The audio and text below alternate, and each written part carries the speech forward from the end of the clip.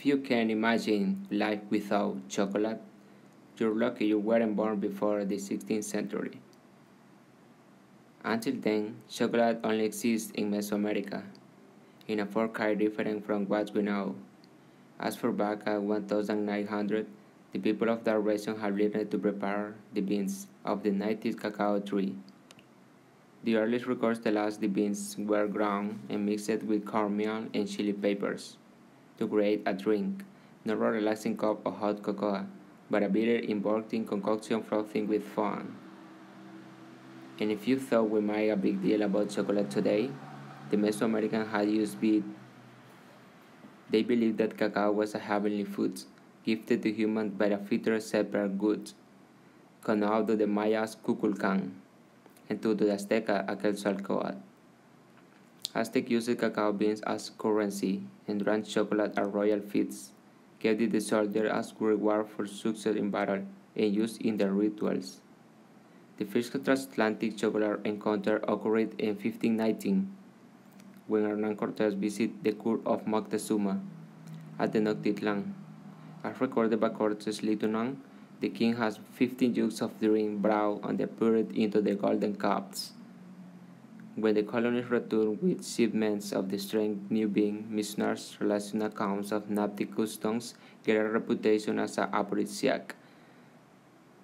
At first, it's better test made it sweetened as medicine for ailments like upset stomach. But swimming it with honey, sugar, or vanilla quickly made chocolate a popular delicacy in the Spanish court. And soon no Aristotic home was complete without delicate chocolate ware. The fashionable drink was difficult and time-consuming to produce on large scale, and involved using plantation and imported slave labor in the Caribbean and slang of the coast of Africa. The world of chocolate will shine forever in 1928, the introduction for the cocoa press, the Cocoa Houston, the Amsterdam. Van Houten invention could separate the cocoa natural fat or cocoa butter. This left a powder that could be mixed into the drinkable solution or recommended with the cocoa butter to create the soft chocolate we know of today. Not long after, a Swiss chocolatier named Daniel Peter added powdered milk to the mix, thus inventing milk chocolate.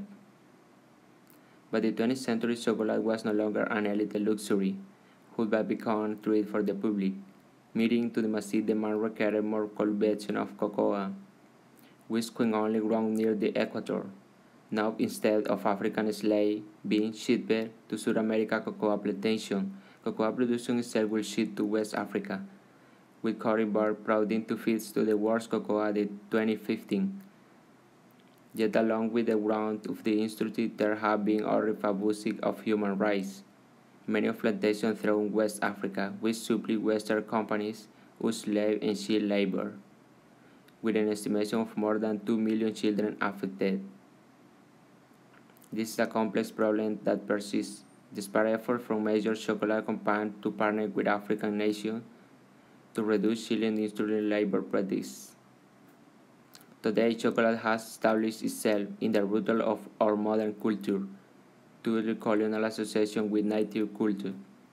Combined with the power of advertising, chocolate retains an aura of something sensual, decadent, and forbidden. Yet knowing more about its fascinating and often cruel history, as well as its products tradition to tell us where this association originates and what they hide. So as you unwrap your next bar of chocolate, take a moment to consider that everything about chocolate is sweet.